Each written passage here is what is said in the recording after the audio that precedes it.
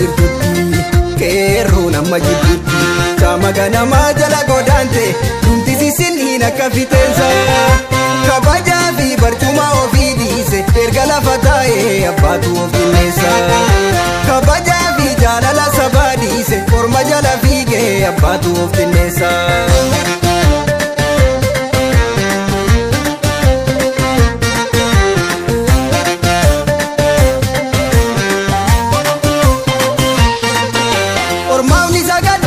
Galata ejjate gajita mogata chikabe oromo birra darbita malif darbita kanatu gafinati ta'e marre kanatu rajinati ta'e marre kanatu gafinati ta'e marre shake marre kana basi jibbe marre kanatu gafinati ta'e marre kanatu rajinati ta'e marre kanatu gafinati ta'e marre shake marre kana basi jibbe marre otobamni jiru dagarratti dagaa darbata hidhaan na fayyisu madaarratti madaa dabalta maaliif dabalta kanatu gafinatti ta'e marre kanatu rajiinatti ta'e marre kanatu gafinatti ta'e marre shake marre kana basi jibbe marre kanatu gafinatti ta'e marre kanatu rajiinatti ta'e marre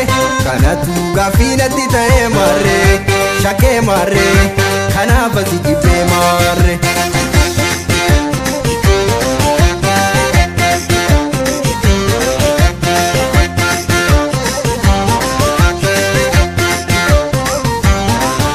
Finfinnee lafa keenya handhuura keenya irratti horreetti irra jiraanne gaaffii mirga abbaa biyyummaa achirratti qabnu wadaanu sitti laanne deebisuu diddee jibbaanne eegee dadhabeera. Ashama harka fuunee kabajamtoota daawwattoota Gadaa News Network akkuma baratame sagantaa keenya daandii milkaa'inaa irratti har'as keessummaa tokko qabadhee isiniif dhiyaadhee jira. Keessummaan keenyas artistoota Oromoo hangafoota keessaa tokko kan ta'e artistii beekamaa fi jaallatamaa weellisaa Kadir Said jedhamu. Weellisaa Kadir Said wajjin muuxannoo fi mudannoo qabannuuf qooduu affeeramanii jiru. Hanga xumura sagantaa keenyaatti akka nu wajjin turtan gamanumaan isin affeerraa an kan isin wajjin turu Kadir Said jedhama. Kadir Said sirboota geerarsa isaatii fi sirboota qabsoo kan yeroo dheeraadhaaf inni hojjetaa tureen uummanni Oromoo akka beeku waan beekuuf jecha isaan barsiisuun narraa hin eeggamu. Gamanumaan gama kallattii gaafiif deebiitti isin seensisaa baga nagaan dhuftan waamicha kennanuuf kabajitanii. Gaariidha Kadir Said gaata har'aatuun ta'addaati. Kadir Said gaafii fi deebii dhiyeessaa fi jira. Miidiyaa kanarratti waan haaraatu nu mudate baga walagarree atis baga jiraatte Kadir Saidis baga jiraatte Kadir Saidis baga jiraatte jaa hedduu galatoomi.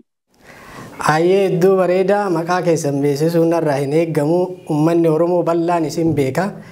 Kadir Said mee eessa dhalattanii eessa guddattanii amma eessa jirtu? Waluma barnoota waan miidiyaa keenyaaf keessummaa jalqabaallee taataniif uummata keenya mee wal bara. Kadir Said gaara mul'ataa dhalate naannoo Watarii Harargee Bahaa jechuudha. Bakki amma jiru Ameerikaa Minisootaa jira jechuudha. Okay, bareeda gara aartiitti akkamiin seentanii eenyuuf fakkeenya isinii ta'e gama aartii kana gaafa seentanuu haala kamiin seentanii? Wallisaa hedduutu na dura ture namootuma adda addaa fakkii godhachuudhaan hangafticha wallee Oromoodhaa Dr. Ali Birraatirraa eegalee gaditti akkasii gad dhufne ishururuu mormilee eebbisee garantee boobee kudeebisee bara ja'an daldoo utaalee qabatee saadoo gamma tolee qabdu naatoo namaa. Kanuma kana gaafa jaanirraa eegalee muuziqaa adda addaa dhageeffachaa turan ture achumaan anis hawwii muuziqaa keessatti bulee wallistoota hangafoota duraa hedduun dhageeffachaa ture. Isaanuma fakkii godhachuudhaan muuziqaatti seene Kadir ko. Ayyee bareeda artisti Kadir Said yeroo ammaa kana keessa wanti Oromiyaan keessa jirtuu fi haala hammeessaa fi yaaddessaa jiru irratti akka artistii Oromoo tokkootti ogummaa qabdaniin qabsoo sabaa cinaa dhaabbachaa shoora guddaa gumaachaa turtaniirtanii ammas gumaachuu jirtu. Mee haala amma uummanni Oromoo keessa jiru kana akkamiin taajjabdani? Haalli amma uummanni Oromoo keessa jiru haaluma uummanni gabroome gabrummaa jalaa bahuudhaaf irraa kaasee ganna 150 takkaa ajjechaan hidhaan Oromoo irraa dhaabbattee hin beeytu tattaafaa keessa mul'ata. Kun immoo hamma bilisummaatti itti fufuu qabaa yaada junqa. Hayyee bareeda uummanni Oromoo roorroo isatti aggaamamte kana keessaa ba'uuf haala akkamiitiin qabsoo geggeessuu qaba? Bilisummaa kana gonfachuuf ammoo akkamitti gara fuulduraatti uummanni kun ce'uu danda'a jettanii yaaddan akka artistii fi qabsaa'aa Oromoo tokkootti isin? Uummanni Oromoodhaa rakkina amma keessa jiru kana keessaa bahuudhaaf wal gurmeessee waan dandayuun gabroonfataa irratti bobbahuu qaba. Namuu qa'ee isaatitti gandi tokko hoggaanii fi fincilaaf ka'e walirratti eeguu osoo hin ta'in gandi abaluutis ka'e ka'aadhanii wal kakaasanii barri bara teekinooloojiiti. Hayyee bareedaa mee amma ammoo gara ogummaa keessanitti isin deebisa. Yeroo hedduu waltajjii irratti sirba geerarsaan uummata Oromoo onnachiisaa qabsoo Oromootti kakaasaa turtaniirtani. Geerarsa keessan keessaa mee jalqabumarraallee haa ta'u tokko gurra uummataa nuu buusaati gara gaaffiif deebii keenyaatti deebina. Rasaasatu kakaasaa dhiira tuttuqa akkaasaa tuttuqeena kaaseekaa garaa koona raaseekaa warra nyaata bineensaa kan konkoona waannisaa kan nyaara godaannisaa Oromoon hin yaammanne Abaa'oon hin yaammanne abbaa yaameetu beeka. Obaasee yaa seensee haa turreen awwaara qabdi.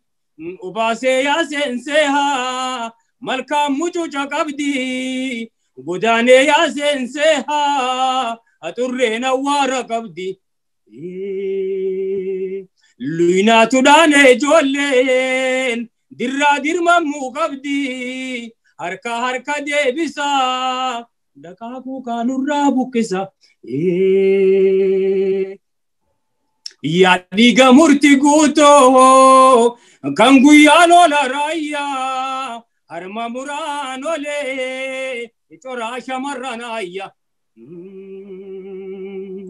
Calanqootti lubbuu baddee lafee awwaala dhabdee dhiiga watarii dhangala'ee kan lola gujeetti yaa'e.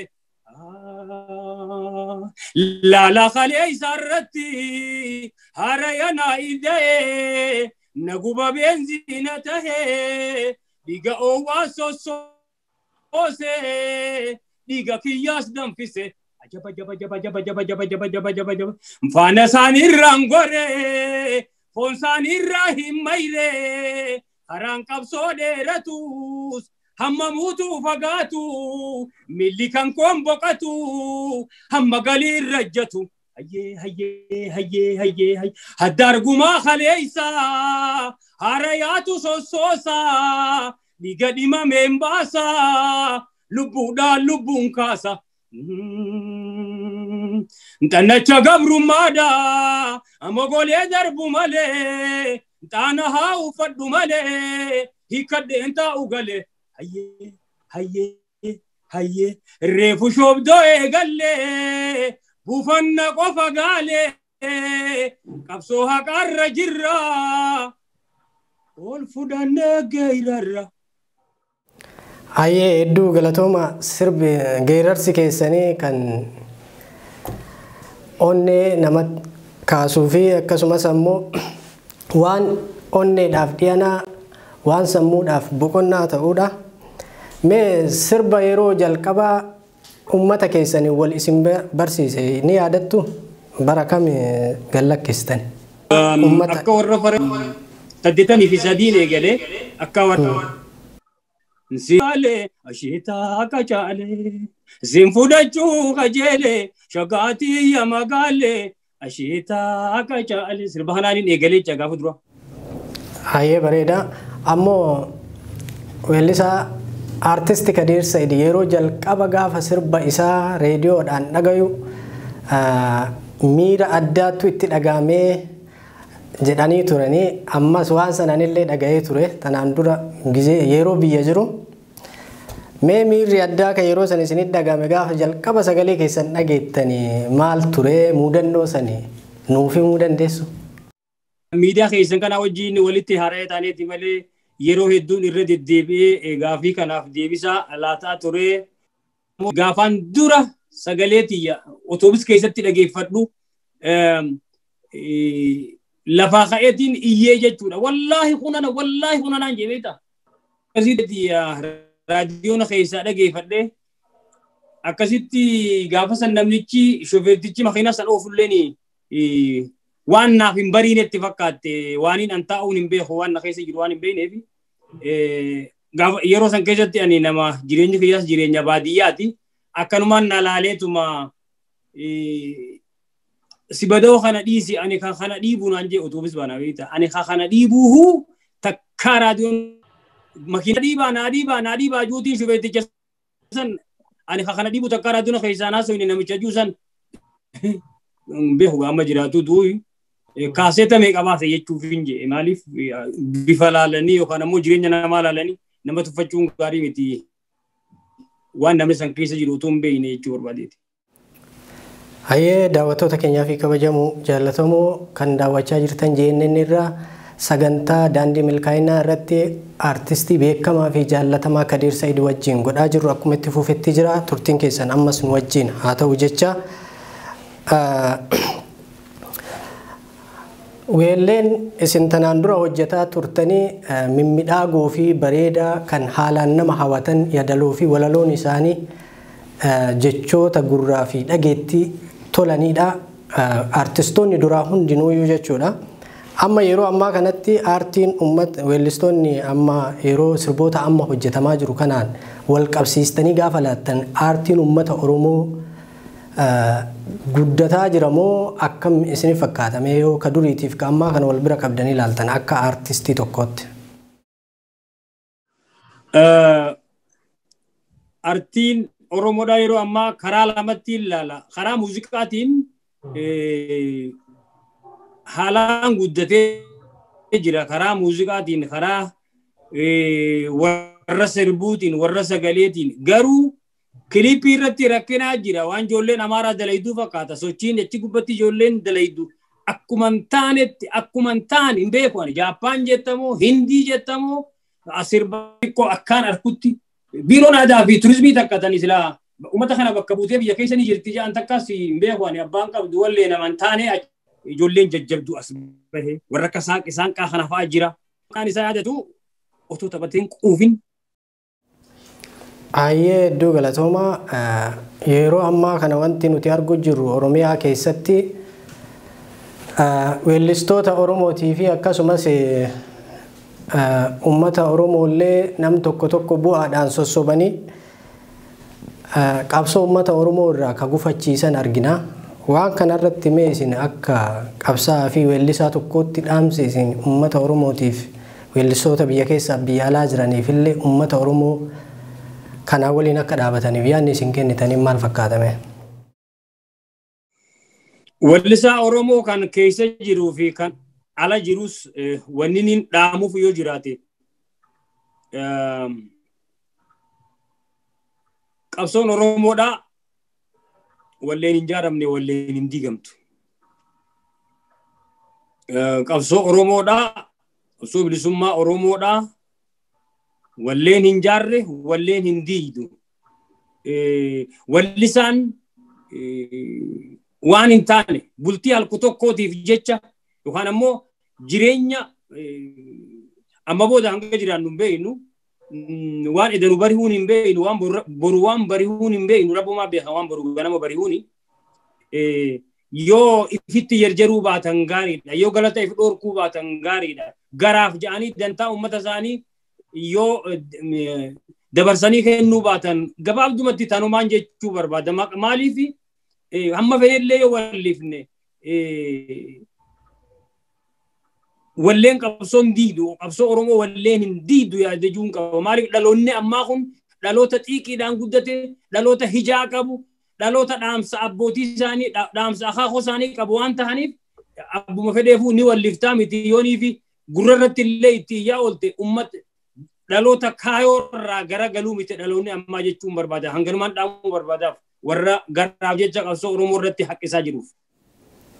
Hayyemee sirba keessan keessaa tokko allaattiin nyaata barte biifolee harka eeggattii haati biifolee deette gala faaruu eeggattii kan jedhu tokko maalirraa sirbitan sirba san seenaa maal qaba sirbi sun isiniif?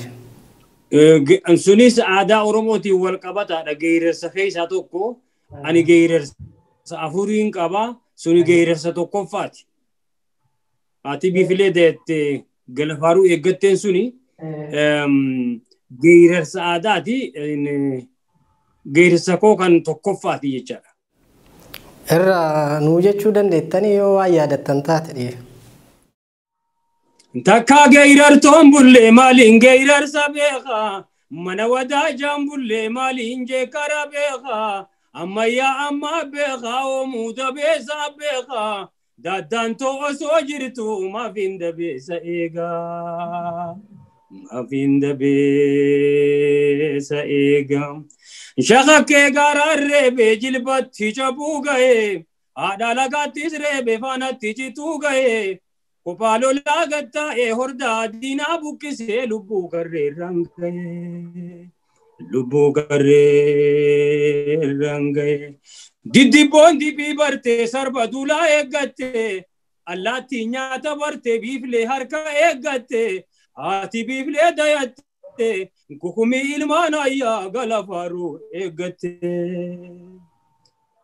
gala faaruu eeggatte gabbadde harran seenu qarmaa meediiddu malee beelawee shaashoon kuufu mirgoo gorraatu malee geeraree duwwaan galuu qaciichaa lammiitiyyaa qooda gootaatiin malee qooda gootaatiin malee. Akkasii gadiiroo ko? Ayyee hedduu naaf jiraadhaa naaf galatoomaa. Qabsoon uummata Oromoo akkuma isin jettan waan aartiidhaan ijaaramtee illee miti aartiidhaan hin diigamtuu dhugaadha.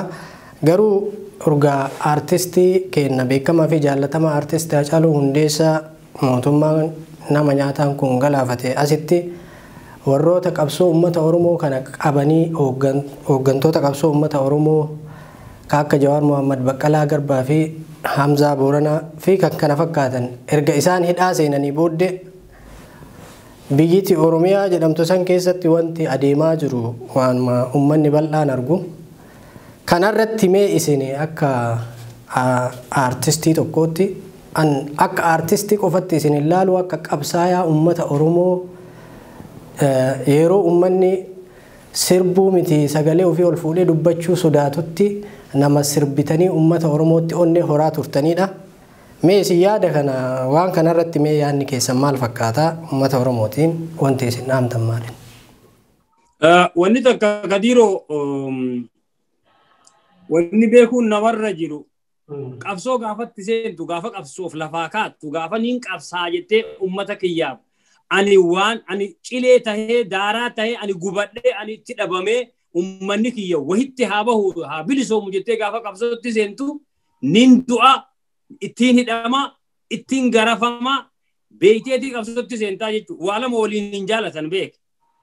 Nin sirbaa fi armaan dhufadhaa walitti lubbuu jaalannaa fi qabsoo jaalanna bilisum wanni barbaadaa jiru bilisummaan tuni wanni Oromoon qabsaa fi jiru waan qaaliidha bilisummaadha waan dhiiga namaatiin maallaqaa hin argamne waan dhiiga namaatiin malee hin argamne jechuudha. Wanni nuti barbaadaa jiru bilisummaan jechuu kooti. Kanaaf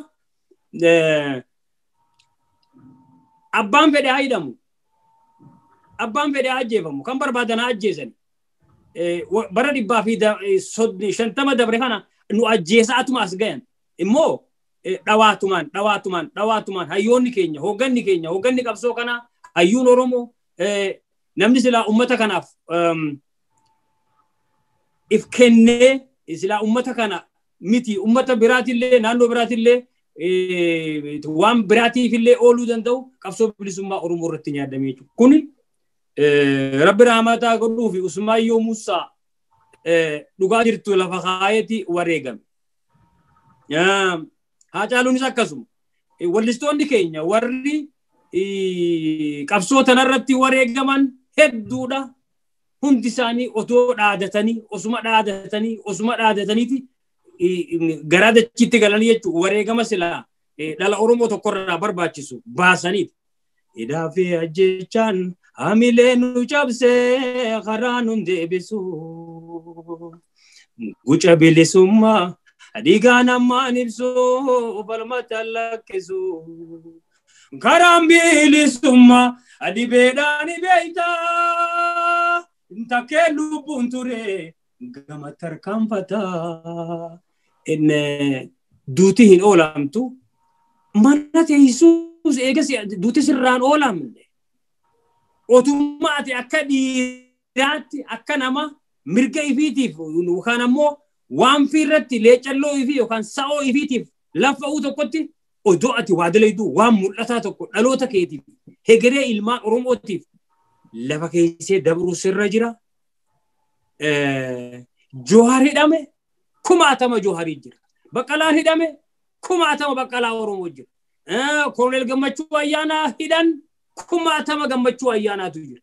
Hoogganni keenya warri kaleessa warri kalee ganamaa qabsaa'onni ganamaa warri akka Jaarraa Abbaa Gadaa warri akka Mul'isa Abbaa Gadaa warri akka Jeneraal Waaqoo Guutuu kan akka Elemoo Qilxuu isaanitti aansee dhawaataan warri akka Jaalladhii Gammadaa warri akka Guutamaa Hawaas warri akka Buruisoo kan akka Bilaal Waaqayyoo warri akka Mul'ataa Dirree namootaan beekurraa maqaa sii tuttuqa warraan seenaadhaan dhaga'u malee kaniin ifiif waliin hirmaadhee waliin qabsaa'ee beekurraayin sii lakkaa'aa jira. Dhugaa dubbanne lakkoo isaan herregaan hin beekamu qabsaa'onni Oromoo qabsoo tanarratti wareegame hayyuu meeqa qabsoo tanarratti rasaasa diinaatti nyaadhame waan mul'ataa takka hegeree Oromootiif wareegamanii dhiigni isaanii immoo waa biqilchaa akkuma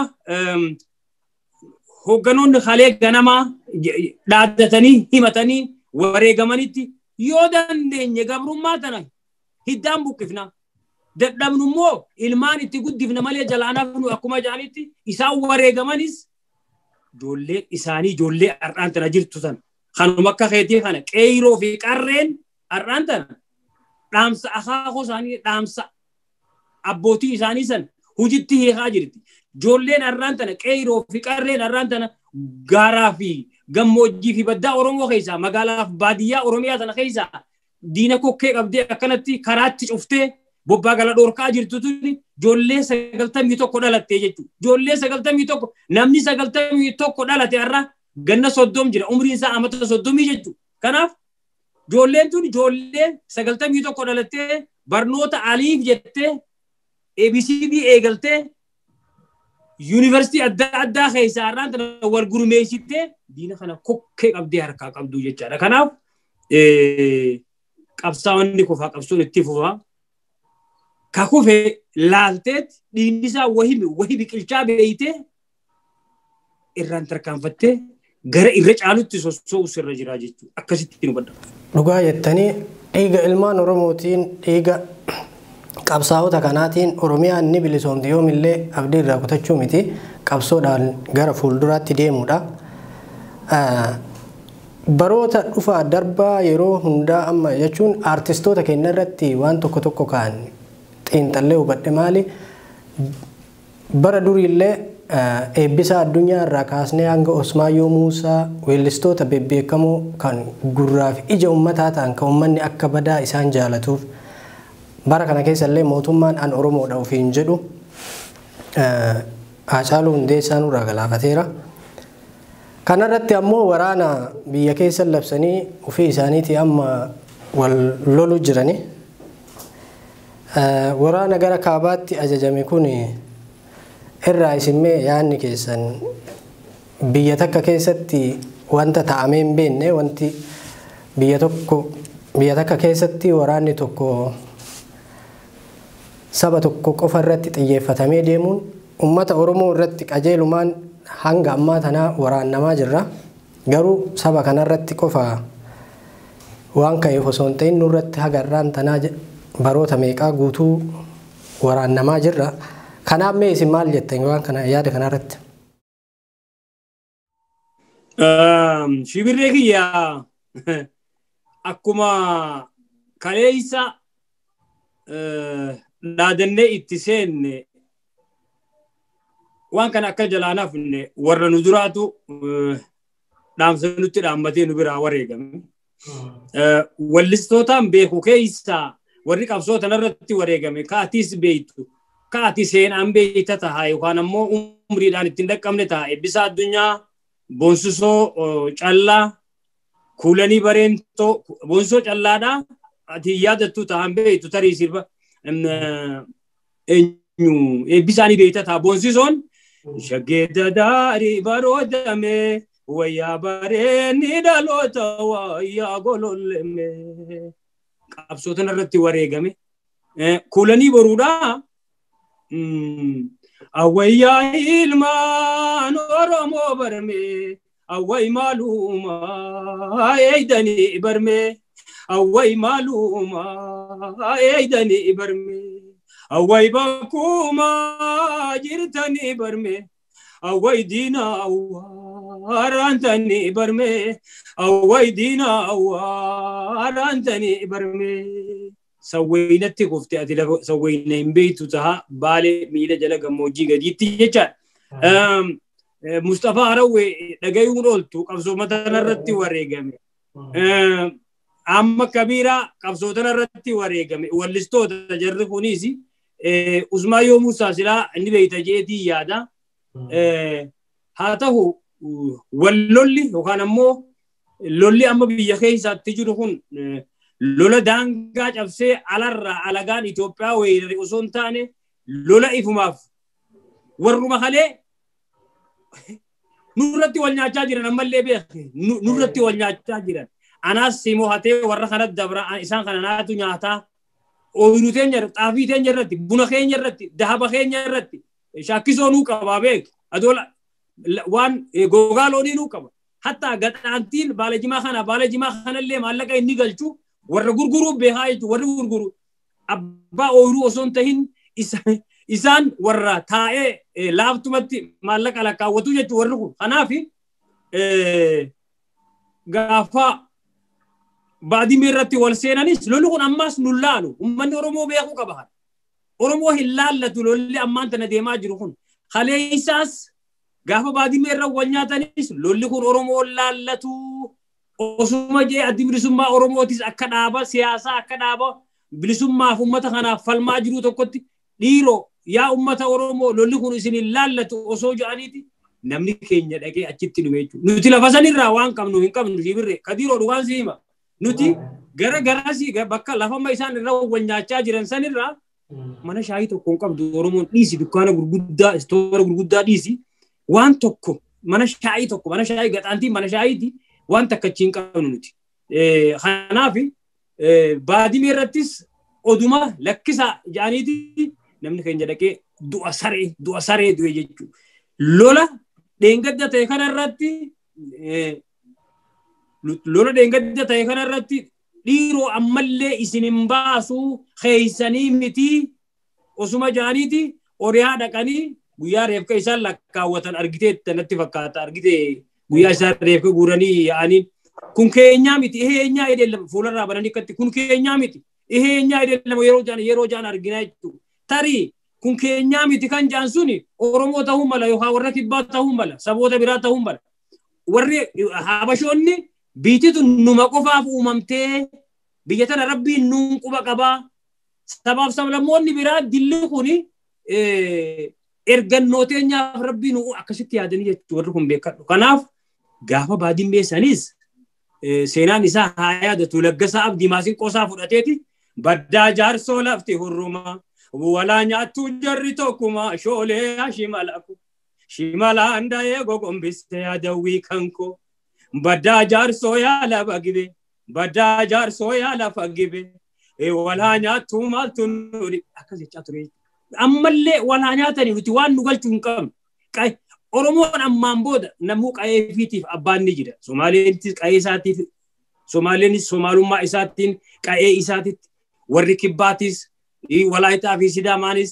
isaanis qa'ee isaaniitti warri Banishaangulis qa'ee isaaniitti warri Gaambeellaas Affaaris qa'ee isaaniitti namuu qa'ee isaaniitti jaldeessilleen qa'ee qaba jedhanii beekii gadiroo jaldeessilleen qa'ee qaba beektaa kanaaf nuti nun ilaallatu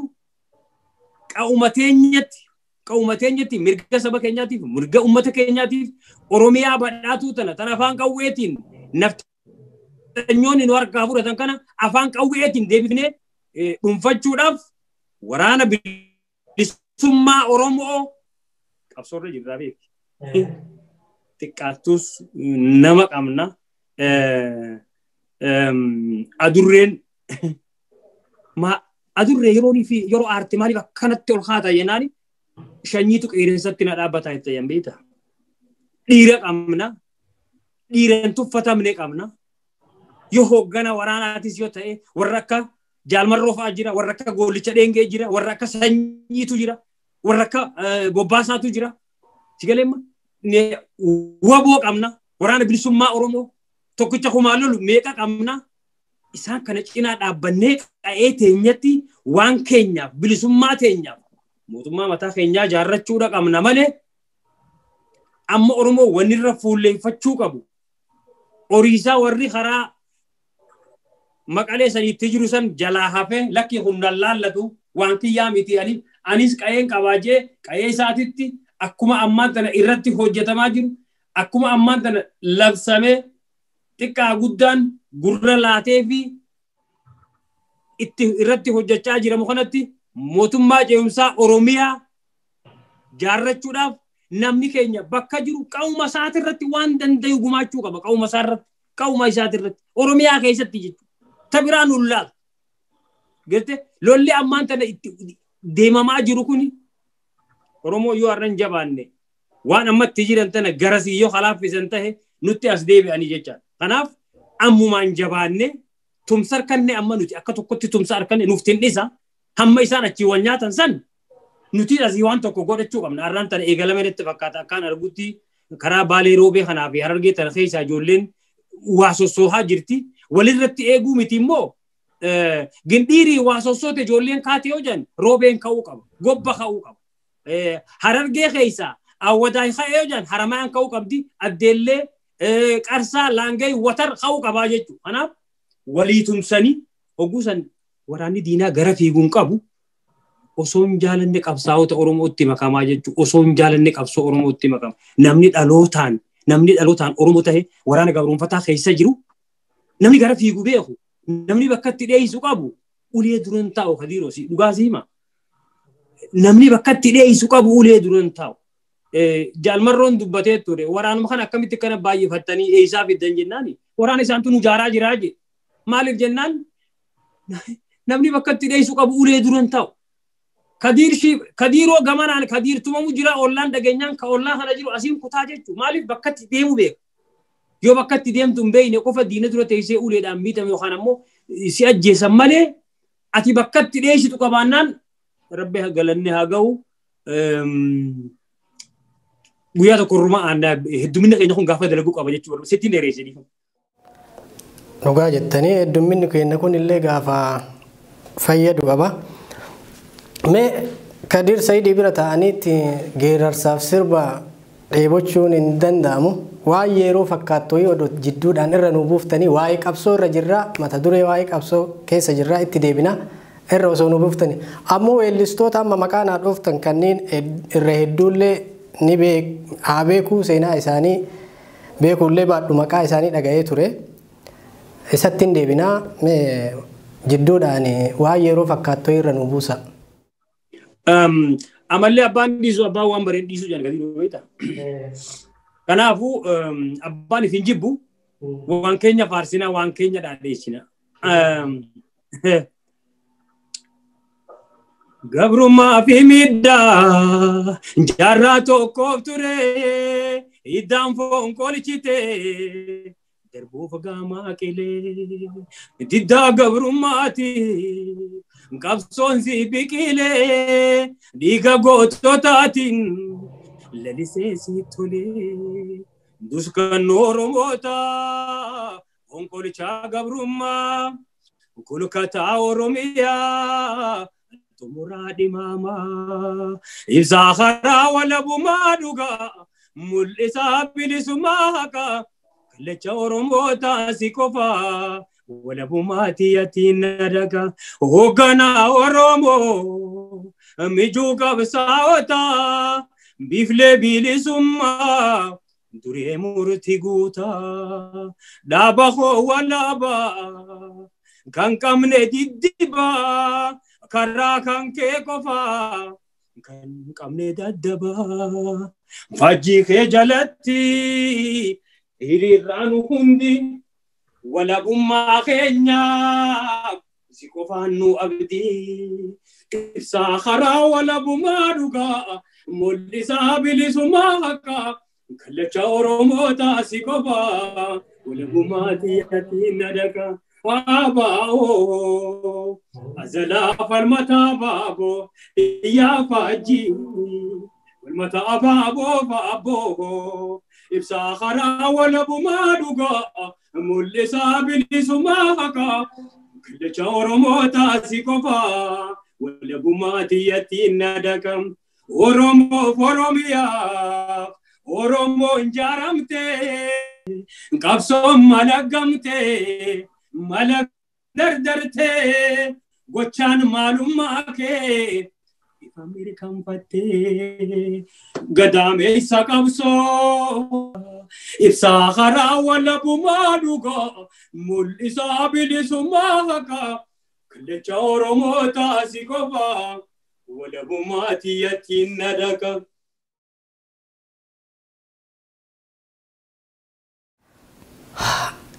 Haye hedduu galatooma dhugama yeroo sirba qabsoo sirbitanillee yeroo sirboota keessan ka jaalalaatiif ka qabsoollee miira addaa keessa nama seensisa ka wal jaalatillee akka waliin jiraatan walitti akka fayyanii walitti hafan ka wal jibballee ammoo akkasumatti addaan fagaatanii akka hafan hunda dhaamsa akkasii of keessaa qaba sirboonni keessan baay'een isa weellistoota amma duran maqaan haadhooftan sanniin baandii keessa wajjin hojjetaa turtammoo akkanuma walbeettu seenaa isaanii waan bareechitanii naa himtaniif jedhee irra deebi'ee isin gaafadhe bakkatan. Baandii keessa akka hojjetaa turtan baandii adda bilisummaa Oromoo waraanaa wajjin akka turtanillee odeeffannoo akkasii dhaga'ee ture. Mee waan kana seenama keessanii wal qabsiisaatiin haa hima. Hawwisoo caffee gadaa keessa walli waliin turre Adam Harun Halloo Daawwee Usmaayyo Abdii Abraahim Gammachiiftuu Suutee Bareentoo nama hedduudha hawwisoon caffee gadaa warra muuziqaadhaatiinis Roobaa Dhaabaafaa Badhaasaa Kumsaafaa Qallaafoo Ahmad Abdoo jechuudha warra Shariif Adam ijoollee kanaatii wajjin turre dadaritti ijaaramne jaalladhiitu gaafa san nu jaare hawwisoo dhaabaa gaafa ijaaramnu chaartara keessaa bahaan dhufnaan immoo gaafa bilisummaa Oromoo dhiibamee chaartara keessaa bahu hagi tokko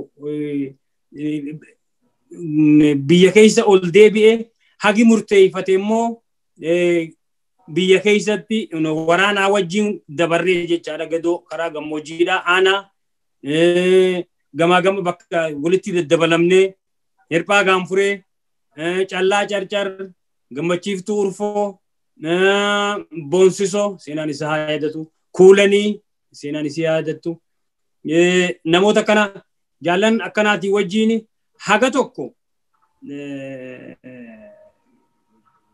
qabsoon nu jala hambiftee nuti har'a lubbuun jirra garuu waan isaan irra kaayoo isaan irra wareegaman sani ammallee ittuma nu cimsaa jira malee waan dandeettii teenyaa godhaatuma jirra jechuu barbaadeetti kan jiru. Hedduu galatoomaa yaada kana waan isin gaafadheef qaba. Uummanni Oromoo akkuma amma isin dura baandii isa wajjin turtanii ammaan tana yeroo ammaa kana biyyoota gara garaa irra kuun faffaca'ee kuun ammoo lubbuun hin jiru kuun ammoo qabsoo keessatti wareegamee jira. Kanaaf waan isaan amaanaa isaan isinii kennanii darban san isin akka itti jirtanii fi hojjetaa jirtanillee waan ijaaf kennaan argaa jirru. Yeroo ammaan kana biyya Oromiyaa gara Oromiyaatti isin deebisee Oromiyaa keessatti namoota yookaan yakka hojjete jedhanii yookaan hiriira baate jedhanii qabanii mana hidhaa seensisan mana hidhaatti fuudhaa ajjeesaa bosona darbanii manallee teennu duuti nurraa hin haftu. Kanaaf uummanni keenya bal'aan waan kana beekee of duraaf gara qabsoo kana dunuunfatee itti deemeeti ummata sirna nama nyaataa nafxanyaa kana jalaa bilisa bahuu qaba jedhee yaada akka gama kootiitti. Isin ammoo mee akka gama keessaniitti akka yaada keessaniitti mee ummata kanaan bifa kamiiyyuu muratanii yookaan gara qabsoo kanatti seenaniitiin jedhan uummanni kun guutuu walaba ta'uu danda'a, walaba bahuu danda'a, hangafoota isaaniillee mana hidhaatii baafachuu danda'an jettanii yaaddan? Reefullee olitti tuqeenatti fakkaata. Abadanuma ajjechaan nurraan oolantu. Hidhaanis nurraan haftu. Arruma har'aa kan amma har'aan tana har'a maaliin argaa jira. Jaala tokko shawaa tana keessatti fakkaata.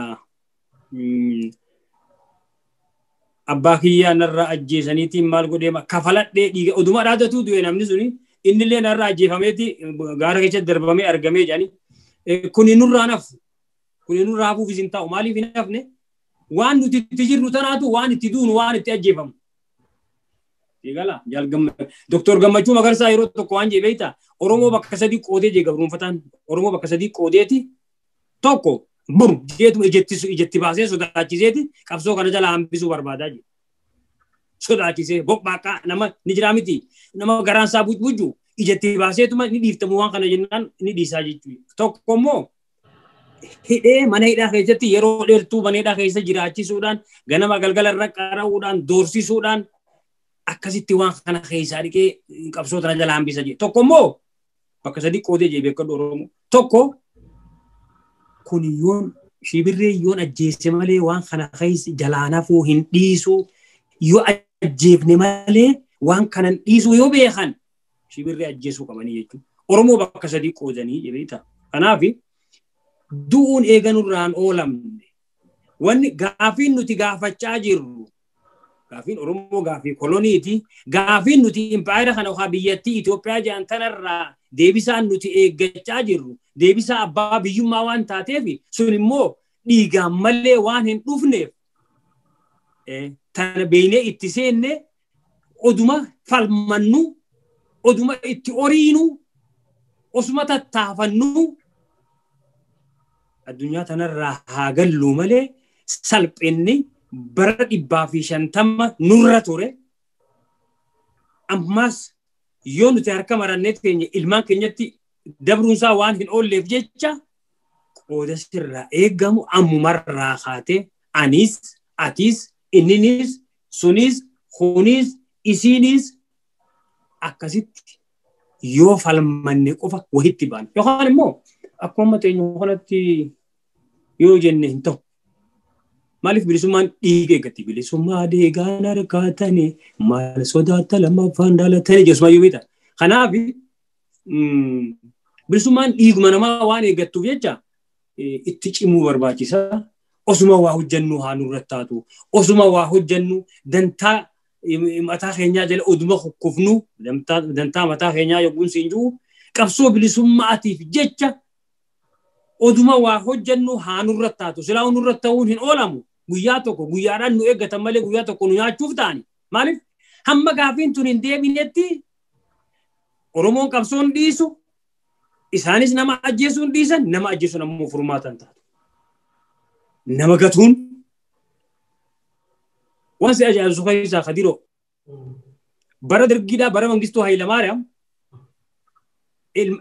maatiin leencoo lataa maatiin waaqoo guutuu maatiin warra abalu hundinuu jaallan qabsoo hoogganoota qabsoo kana hunda jechuufin siin jedhe maatiin isaanii biyyuma keessa jirti. Maqaa hoogganoota qabsoo bilisummaa Oromootiin maatiin isaanii kan jalaa miidhamte takkeedha. Bara Mallasillee akkasi. Mallasis karaa biraatiin Oromoo haa alanfatu malee fira galaasaati, fira nadhii gammadaati, fira maaliitti jee Mallasillee akka biraatiin Oromoo haa nyaatu haa daaku malee arrammoo baruma lamaan xiqqaa Abiyyi Ahmad dhufe kana Abiyyi Ahmad galaanaaf fide malee Abiyyi Ahmad beekuun Abiyyi Ahmad baruma Abiyyi Ahmad bara lamaan kana keessatti Oromoo waraabessi nyaachaa jira. Bara kana keessatti durillee nyaachaatuma as ga'e waraabessini ammoo keetii nyaadhamuu fi alagaadhaan nyaadhamuun tokko miti. Sigala bara ati aangoorra jirtu bara ka Oromoo arrame yaa Rabbi alhamdulillah rabbil alamin rabbi galanne haa ga'u arra keenyaatu barcuma kanarratti ol bahe jettee wayita silaa Oromoon hafuura fudhatutti kanummaan ati keenya jettu jeedala hoolaa fakkaattee hoolaa keessa galte ta'e Abiyyi nama keenya nyaachaa jira ammoo rabbiin dhiiga namaa lafatti hin dhiisu akkuma warri isa duraa ittiin milkaa'initti qabsoo Oromoo tana dhabamsiisuu hin dandayu. Nama hidhuu ni dandaya. Nama garafsiisuu ni dandaya. Nama ajjeesuu ni dandaya. Sigala guyyumaan eeggatan malee liistii irraa qaban nama ajjeesuuf ta'an. Sigala gadirraa kaase hamma gubbaatti Jawaar Mahmad haa ta'u, Daawud Ibsaa haa ta'u, Gammachuu Ayyaanaa haa ta'u, Baqqalaa Garbaa haa ta'u, eenyu haa ta'u hin beeynu. Abbaa duraa abbaa boodaan beeynu. Ammoo akka yaada isaaniitti akka sammuu isaaniitti yoo isaan kana ajjeefne qabsoota ni dhaamsinaa yoo kan yaadan ta'e ifikki jiban jarri gowwaadhaa jechuudha. Kanaaf abbummaan fedhe haa hidhamu kan barbaadan haa ajjeesan. Oromoon ammoo Jawaarii qabame hidhame Jawaarii du'ee jee Daawud Ibsaa hidhame Daawud Ibsaatti ajjeesan jee qabsoorraa dhaabbachuu hin qabu. Maaliif? Jaallan kun duraan murteeffatanii itti seenan akka itti du'an ni beekan waan ta'eef. Sigala jabaachuu nama barbaachisaa. Bilisummaan dhiigaan malee dhuftu walumarraan tarkaanfachaa waluma silaa nama ajjeesuu fi xayyaaraan nama tumuu fi bombii namarratti haruu fi nama kolaasuun haqabsoo namaa qancarsitu yookaan ajjeeftu taate. Uummanni Eertiraa bilisummaa ammaan tana harka qabu xiqqoo tanan harkatu arran tana hamfadhillee yoo xiqqaate alaabaan isaanii arra Janeevaa jirti warra Eertiraa sigala. Kanaaf Tigreen durillee bakka sadarkaa arra jirtu kana silaa hin geessu. Akka dargiin isaanirratti raawwachaa ture. Dhagaan mataarra nuun jiru gaaf tokko bakka uummanni gabroomee bilisoomee ga'e nutis numa geenyaa ammoo achi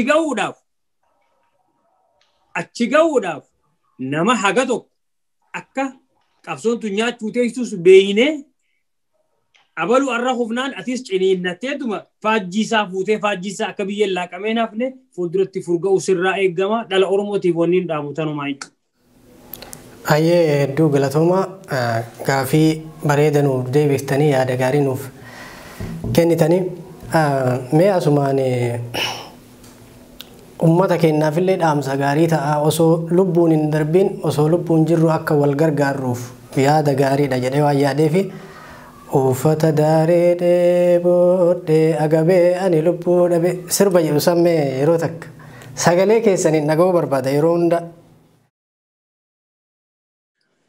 Isiniin baanaa dhagayaamee yaa warra nyakisee daranaa booyu imimaan too'ee gadda afaanii hagaraa keessaan qabne naa iyyu warraayif kollummaan doomsiite qalbiidhaa fi surriin dhamaayyuu. Arrami gedduun bira ifeetti isinittiin himaa. Tarraatuun gubaala duraanii haftee naasuun firummaa. Mataa keessanii hojjechuu daachuudha. Taate malee naan goottu humaa. Uffata daaree dheeboodhee agabee ani lubbuu dhabbee. Fira lagatee gaafas na jibbee areera galaanaa kooduu dhabee. Muta kameetu garaa laaffisee irra boochise. Dhukkubaan garaa itilleetti galee dadhabee ana laawwatee ciisu. Guyyaada silaa gargaarsee keessan nafeessisuun hin dhabe si adeemsu. Arrareef ka horrayyuu kaakuun keessa waa humaanaan heessu. Gammadanii baga wala feerrettanii nan sababsatinaa. Fantaziyyaa tuni waywaa tararaatiin ciisanan kutinaa. Anaa agabuun du'e deegaa zanga galchuun arrabaa kishnaa. Firaa hiriyoonni dhugaadhaa yeroo barbaachiftu walii dirmatanii. Guyyaa rakkinaa walii dhiyaatanii wal bira dhaabbachuun walii rakkatanii. Lubbuu walee waluudhaa yoo taate malee reefka awwaaluuf buxaalan fiigan. Jiruun qeeyidii dhabeettee har'a reefka hooshanii uwwiftanii. Kafaraa baaftanii deega nyaachiftanii dhagaallee naa dhaabdan. Areera dhabeenaa du'e agabuudhaan baasuma teeysan tun daan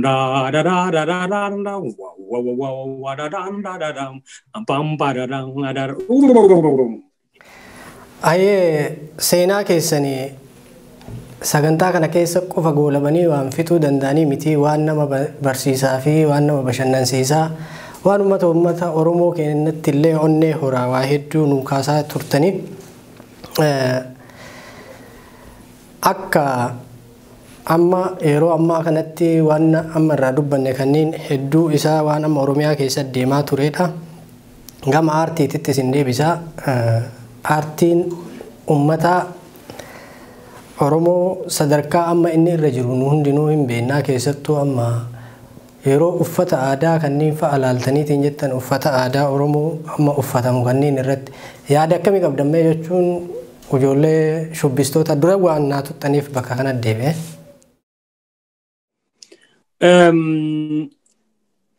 Irra deebi'uun taati malee olitti reefu dubbannee irra hunnee waan uffata aadaa ilaalchisuu fi shubbistoota warra kiliipii irratti shubbisan jechuudha. Gabaabdumatti amma abbaan kiliipii sanii yoo Shibirree taates yoo Adam Haruun taates yoo Umar Suleemaan taates lakki tuntiyyaa miti sirba fayyaa kanaa wajjin hin deemtu. Maaliif ni beeka aadaa isaa waan beekuuf jarri kun aadaa isaanii waan beekaniif jecha tuntiyyaa miti orijinaalli warra keenyaa tanaa miti akkuma isin godhaa jirtan kun dur hin jirreedha. Mee anaa nama filataa jechuu qaba. Wallisaan ifirraa eeguu qaba bakka sanitti. Maaliif isaatu itti abbaadha waan achirra dalagamu san hunda itti gaafatamni hasaa waan ta'eef abbaa firraa ittisa gabaabdumatti hanganumaan jechuu barbaada. Hayyee galatooma yeroo keessan aarsaa gootanii sagantaa daandii milkaa'inaa irratti waan nuuf argamtaniif maqaa Gadaa News Networkiitiin hedduu isin galateeffannaa turtii guyyaa har'aan wajjin gootanii asirruma kan xumuru ta'a waan itti dabaltan yookaan hafe jettan yoo jiraate asumaan carraa isiniif kennuu barbaada. Akkasii wanni naaf yoo jiraate dhaamsi qaamannu dargaggeessa Oromootii fi qeeroo fi qarree fi jabaadhaadha. Jabaadhaa ba'aan isinirra kuftee jirti ba'aan abbootii teessanii ba'aan akaakayyuu teessanii ganna 150 jechuun ganna xiqqaa miti akaakuu abaabuun keessan osoo dhiitaman osoo ajjeefaman osoo akkoon teessan ayyuu guddoon teessan qooshaa namaa osoo daa'ittu akaakoon keessan osoo qoraan warra gabruunfataatiif qoraan fottoysu jireenya akkasii keessa dabarsanii ba'aan guddoon tun isin akkasuma wajjin dhiitachaadhaa as geesse lammiin Oromooti yookaan akaakayyuun keessan yookaan abaabileen keessan yookaan abbootiin teessanii jabaadhaa ba'aan tun isinirra jirtii jechuu barbaadeeti. Waan ammatti jirtan tana rabbiin isin gargaaraa rabbiin nama haqa isaatiif lolu bira dhaabbataa rabbi isin haa gargaaru wal gargaarsifadhaadha. Akkuma olitti jenne gandi tokko hoggaa gandi gamaatis ka'uu qaba walirra laaluun qabdan hogguu san wareegamaa heddummaata yoommoo gandi abaluutis ka'e ijoollee isinis ka'a akkasi ka wal kakaaftan taate wareegamnilleen isinirraa xiqqaata waraanni gabruunfataa kunillee gara orii wallaaleeti osoo hin jaalanne qabsoo teessanitti dabalamaa jechuudha. Kanaafuu bakka jirtanii karaa isinii danda'ameen lafa bakka karaa cufuun barbaachisetti lafa karaa rakkoo lafa qarreedha bakka guyyaa lamaa sadii dhufanii gaara cabsanii karaa biraa tolfachuun hin dandeenye lafa akkasii fa'aa dhaqaati itti cufa waan isinii dandayameen ni agarra dhugaadha nama keenya akka mancaallee irraa guuran akka qottollee irraa guuran akka billawallee yoo horiin haada marate silaa horii saniin halaalfatu akka horii sun duraan baktiine sanillee da irraa guuran namni keenya akka harka qullaa jiru ni beeyna warri immoo warri ciniinnatee if jaaree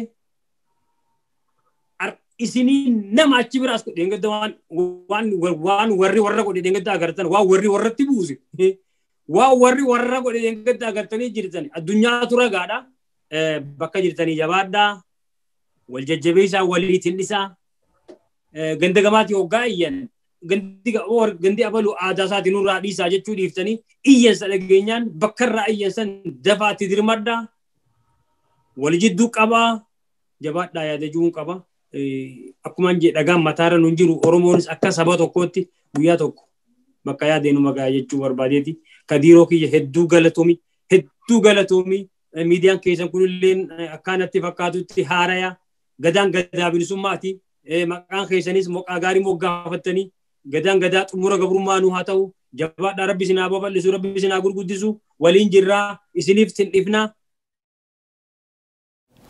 Ayyee isinillee ulfaadhaa galatooma waamicha keenya kabajatanii nuuf argamuu keessanii fi galanni keessan bilisummaa haa ta'u garuu wanta ittiin xumurru geerarsa keessan ka irraa booda baastan ka dhumaasan irra nu buuftanii saniin osoo nagaa walitti dhaamannee nutti tola dhageeffattoota keenyaaf gurra nu buusa. Geerarsa xumuraa reefu geeraree ati sitti wal fakkaate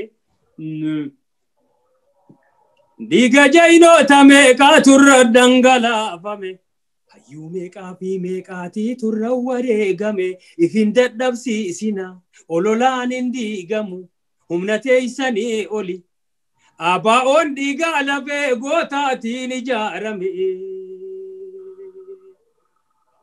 dhiiga jaynoota meeqaa turra dhangalaafame hayyuu meeqaa fi meeqaatii turra wareegame ifin dadhabsiisina humna teessanii oli ololaan hin diigamu abaa'oon dhiigaa lafee gootaatiin ijaarame.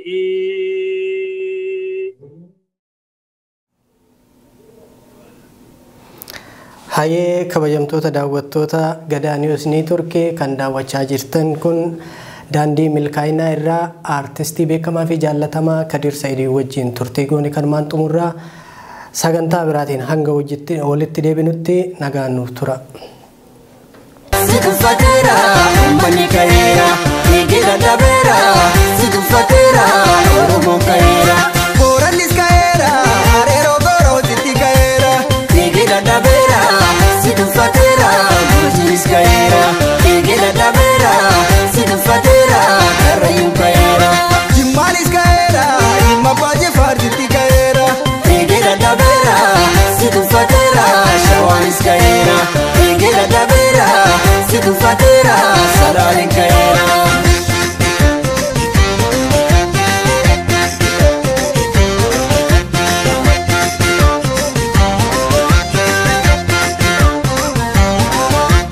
Gafari kapsau, kuni damera, biya ormati bakatera. Haka finji fanno samamne, wambe kudupachu, ummanni rakatera. Alaga nuti gammadera. Nigira dabera, situfatera, umbani kaera. Nigira dabera, situfatera, oromo kaera. Wallaga kaera, wale fi arsiziti kaera. Nigira dabera, situfatera, amboris kaera. Nigira dabera, situfatera, harargin kaera. Wallonis kaera, wallo kamise jiti kaera. Nigira dabera, situfatera, matakal kaera. Nigira dabera, situfatera, rayanis kaera.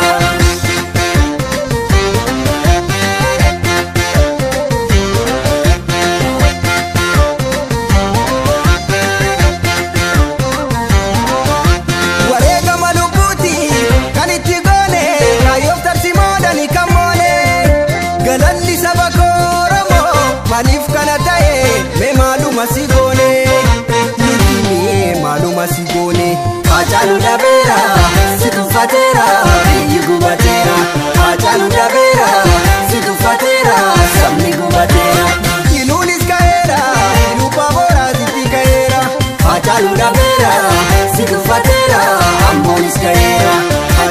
dabeera si tuffateera wani son kaeera shawaanis kaeera hachaatu lama sitti kaeera hachaatu dabeera si tuffateera biyyi gubateera hachaatu dabeera